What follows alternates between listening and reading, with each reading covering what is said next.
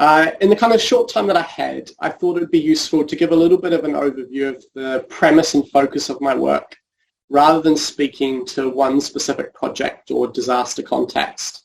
And I'm kind of hoping that this gives a little bit of a sense of the sorts of ideas I'm really fascinated in ways that can be applicable to other contexts, rather than just getting bogged down in specific places and disasters. But I'm happy to pick up specific contexts afterwards. So primarily my work focuses on the civil society and non-governmental organizations that emerge in the aftermath of disasters. As well as being kind of interested in how and why these groups emerge, I guess my main fascination is formed around the question of how these organizations actually encounter opportunities for longer term change. As I'll talk about in a second, disasters offer the so-called window or windows of opportunity, where recovery offers the opportunity for more hopeful, equal and inclusive futures. But how do these emergent groups actually try and seize this? How do they make sense of opportunities? And what sorts of agencies do they suddenly have in the aftermath of a disaster, and how do they realize that they have them? So in what follows, I'm going to really briefly highlight how some of these groups have historically been understood in the literature, and then point very briefly to a little bit of evidence from some of my own research, which suggests that the reality in some situations might be slightly different. So as I mentioned on the introduction sort of slide, and I'm sure many of you are aware in the room, recovery from disasters are often framed as so-called windows of opportunity. Within this kind of way of thinking, disasters are framed not just as kind of really traumatic and chaotic events, but rather also as situations that render our lives and the sorts of systems that govern our lives as insufficient. We can sort of half see it on the slide, but I have a quote there from Oliver Smith and Hoffman, which suggests that disasters unmask the nature of society's social structure. And as a result, kind of disasters are often framed as moments where trajectories are ruptured, new or transformed actors suddenly come to the social or political fore, and where various sorts of vulnerabilities are suddenly revealed to us and often redressed. As some of you might be aware, there's loads of kind of literature and accounts of this so-called window of opportunity taking very different approaches and pessimistic and optimistic sort of takes on its existence. So people like Rebecca Solnit draw attention towards the sorts of altruism and communities that emerge post-disaster, while others point towards the re-entrenchment of existing politics and inequalities, sort of suggesting that those in and with power tend to be the only ones with the capability to leverage these sorts of moments. So thinking about this kind of in relation specifically to emergent NGOs, it's really key to acknowledge that they are important actors in this so-called window, both in their number and in the sorts of activity they're involved in. So for example, and I'll reference this example later on, the 2010-11 Christchurch earthquakes in New Zealand, which is my sort of home city, saw over 300 emergent NGOs registered during the recovery period, and this over doubled the amount of registered civil society groups in the city.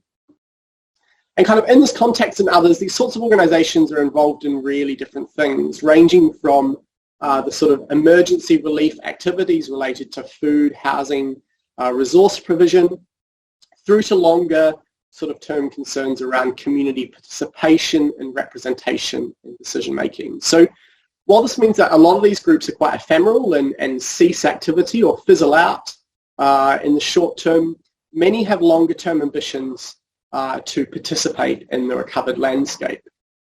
And just really quickly, if we look at the literature about these sorts of organizations, they tend to be characterized in two sort of interlinking ways. And so firstly, and perhaps more connected to the short-term side of things, many are assumed to perform sticking plaster work. So when the chaos and the need of immediate response outweighs the capacity of existing resources, they sort of step in. And it sort of infers that these groups exist or emerge to fill the cracks and support state and international NGO work. Second, and I guess maybe more connected to the longer term sort of picture, they tend to be characterized by this idea of declining radicalness. So organizations who might have existed to sort of push for alternative politics or redress different forms of inequality and vulnerability are often said to be dragged into relationships with state recovery agencies, kind of in order to ensure their survival, but also to ensure visibility and momentum. So the ability of these sort of emergent groups to persist tends to be characterized by narratives of declining radical potential and this kind of co-option generally into neoliberal political ideologies. So in response, and I guess this is where I come in a little bit, significant amounts of embedded work is beginning to take place within these sorts of groups in order to sort of understand how they make sense of the opportunities of post-disaster life. And these participatory methodologies, which I use in my research, have begun to provide a stronger sense of the ways in which radical possibilities are imagined, how they're grasped, lost, or even ignored in some contexts. And so the broad conclusion I'll sort of state now is that this kind of work by myself and others is beginning to highlight that many of these emergent groups sort of practice forms of entrepreneurship and experimentation that allow them to kind of probe the spaces that open up after disasters. And often I think this involves experimenting with the changing landscape in order to generate a sort of sense of what might or might not be possible. So what I wanted to do in the last couple of minutes that I have is really just briefly introduce some of the what I consider to be fascinating ways we can see this experimentation or this entrepreneurship taking place. And the first example that I want to show you comes from the aftermath of the Christchurch earthquakes in 2011. And so from some of my research, participatory work began to reveal that these sorts of groups were actually more kind of dynamically changing face, changing form, and changing mandate than many first realized. So actually what looked like organizations failing, closing down, shutting up shop, was actually organizations realizing the landscape had changed, the landscape of possibilities had changed, closing, adapting their activity, and restarting with a new face, a new name, and a new mandate. So this quote on the screen in front of you at the moment is from an organization I spent 6 months working within. They were sort of an emergent community group who provided a community voice in council decision-making, local authority decision-making related to housing issues. And one day I asked the manager, well, actually, when do they kind of consider shutting up shop, closing activity? And he responded, well, he was surprised we're still here. We always had a sense we have a role to play, but we know at the core we're currently a residential recovery organisation, but recognising that there's a time and place influencing what they do. There's no point banging a drum after the crowds have left. I guess it's about being able to collectively step back and realise that drum can't be beaten anymore and reassess. And so this idea of kind of stepping back, reassessing, changing tact was really evident in their organisational focus. So they existed for about 10 years. They've just kind of closed for the final time. And in that time, they went through 4 name changes. They went through associated kind of mandate changes. Initially, they were focused on broader welfare issues. They then shifted to be a kind of voice for housing issues, and then finally focused on insurance kind of concerns specifically. And all of these shifts were a result of recognizing that people's needs were shifting, but also realizing that their overarching kind of goal, this idea that there needed to be a new way of doing politics in the city, required a kind of understanding of how spaces of opportunity were opening and closing rather than remaining constant. The second thing that I just really want to briefly touch upon before I finish was a really fascinating and interesting perception that I've experienced in a couple of different post-disaster contexts. And it's this sort of perception amongst emergent groups that disasters often enable the kind of eruption of some spaces of possibility, but they obviously don't provide clean slates just for groups to come in and sort of pass on and practice agendas related to redressing inequalities, etc. So the disaster doesn't automatically provide a context or a platform for them to work. Rather, it ruptures society in quite distinct ways. So organizational activity for many of these groups, therefore, sort of became more about trying things out, experimenting, in order to understand the exact ways in which disaster had ruptured social and political life. And this kind of manifested in a couple of different ways. So in some instances, these sort of sense-making practices were about recognizing the importance of what some groups, using the terms exactly, called stop signs. So in this one instance here, a manager said to me in relation to a project that was failing, this is a stop sign. Our hands might be tied, we're going to push, but we'll make up the ground somewhere else. There's an alternative somewhere out there.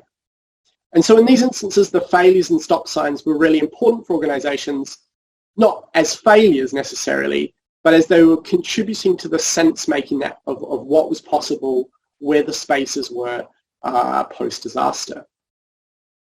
Other times, and I find this really, really fascinating, is that often organizations referred to the fact or the idea that their agency, their ability to do things, was in some way tied to non-human and human agencies or entanglements.